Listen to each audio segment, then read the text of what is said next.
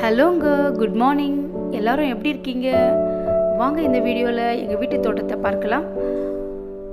நீங்கள் பார்த்துட்ருக்க இந்த போகன்வில்லா காகிதப்பூ, இந்த போகன்வில்லா செடி வந்து பார்த்திங்கன்னா கொடியாகவும் புதராகவும் மரமாகவும் வளரும். இதில் வந்து பார்த்திங்கன்னா முட்கள் நிறைய இருக்கும் இல்லைங்களா? ஆனால் பார்க்குறதுக்கு எப்படி இருக்குது பாருங்கள், கலர்ஃபுல்லாக. எங்கள் வீட்டில் இருக்கிற இந்த போகன்வில்லா செடியுடைய கலர் வந்து பார்த்திங்கன்னா இளம் சிவப்பு, பிங்க் கலரில் இருக்குது. மனசுக்கு ரொம்ப சந்தோஷத்தை கொடுக்குது. கண்ணுக்கு நிறைவாக பிரகாசமாக கலர்ஃபுல்லாக எப்படி இருக்குது பாருங்கள். இந்த மாதிரி ஒரு செடியை பார்க்கும்போது நமக்கு ஒரு பாசிட்டிவ் வைப் கிடைக்குது. பக்கத்தில் பார்த்திங்கன்னா இந்த இடத்துக்கே கூல்னஸ் அப்படின்னா இந்த வேப்ப மரம் தாங்க. இந்த வேப்ப மரம் ரொம்ப டாலாக வளர்ந்துருக்கு பாருங்கள், ரொம்ப நல்லா இருக்குது. ஹாய் ஃப்ரெண்ட்ஸ், பார்த்தீங்களா?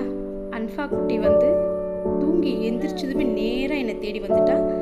அவளுக்கு அந்த தண்ணிக்கு தான் அப்படி ஒரு இயற்கையோடு அவளுக்கும் வந்து ரொம்ப அட்டாச்மெண்ட்டு.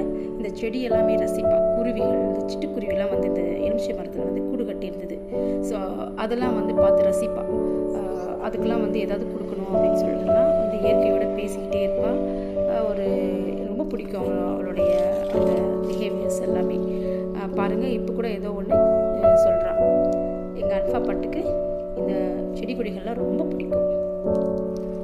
மார்னிங் டைம், நல்ல மார்னிங் டைமில் வந்து நம்ம இருக்கிற அந்த செடிங்களுக்கு தண்ணி ஊற்றும்போது அது எப்படி இருக்குது பாருங்கள். செடிகள்லாம் வந்து தண்ணி பட்ட உடனே வந்து எப்படி இருக்குன்னா டார்க்காக தெரியுது பாருங்கள், க்ரீனிஷாக பச்சை பசேல்னு ரொம்ப அழகாக இருக்குது. அந்த செம்பருத்தி வந்து ரெட் கலர் டார்க்காக தெரியுது. ஒற்றை அடுக்கு செம்பருத்தி ரொம்ப மருத்துவ குணமுடையது. இந்த துளசி எல்லாம் வந்து இங்கே வளர்ந்துருக்கு.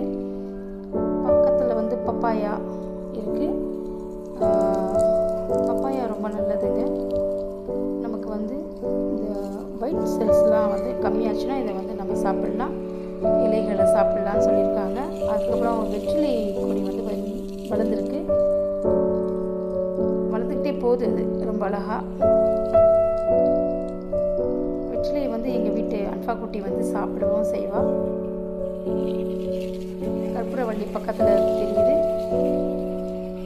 அதுக்கப்புறம் வந்து பார்த்திங்கன்னா இந்த பக்கம் பார்த்திங்கன்னா எலுமிச்சை மரமாகவே வளர்ந்துருச்சு. கற்பூரவள்ளி, அடுத்தது ரோஜா செடி இருக்குது, துளசி, பக்கத்தில் வந்து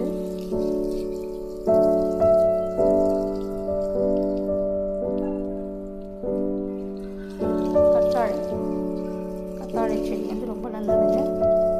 யூஸ் பண்ணிக்கலாம். இல்லை அழகுக்கும் வளர்க்கலாம், இல்லை மருத்துவத்துக்கும் நம்ம யூஸ் பண்ணிக்கலாம். மெடிசனாகவும் நம்ம எடுத்துக்கலாம். அது வந்து பக்குவமாக நம்ம வந்து எடுத்துக்கணும். ரோஸ் செடி இருக்குது. ரோஸ் செடி தான், பன்னீர் ரோஸ் வச்சுருக்கேன் நான். அதுவும் வந்து தண்ணி இருந்தால் தான் அது வந்து நல்லா செழிப்பாக வளரும்.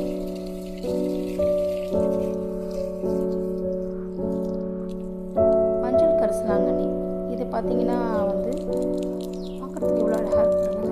கீரைகள்லாம் அந்த காலத்தில் வந்து என்ன பண்ணாங்கன்னா இதை வந்து சாப்பிட்டாங்க. சமீபமாக வந்து இப்போ மருத்துவத்துக்காக ரொம்ப அதிகமாக பயன்படுத்திக்கிறாங்க.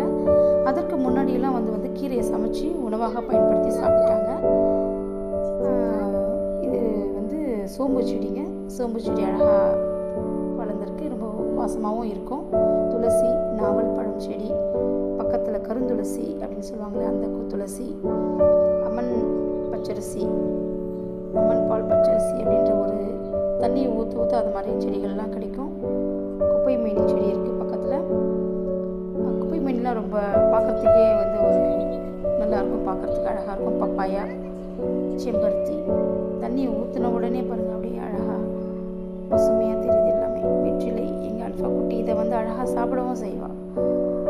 வெறுமனே சாப்பிடக்கூடாது, இதுக்குன்னு ஒரு இது இருக்குது. குழந்தைங்க சாப்பிட்றது டைரெக்டாக வந்து சாப்பிட்றாங்கன்னா அது கூட ஏதாவது சேர்த்து சாப்பிடணும்னு சொல்லுவாங்க.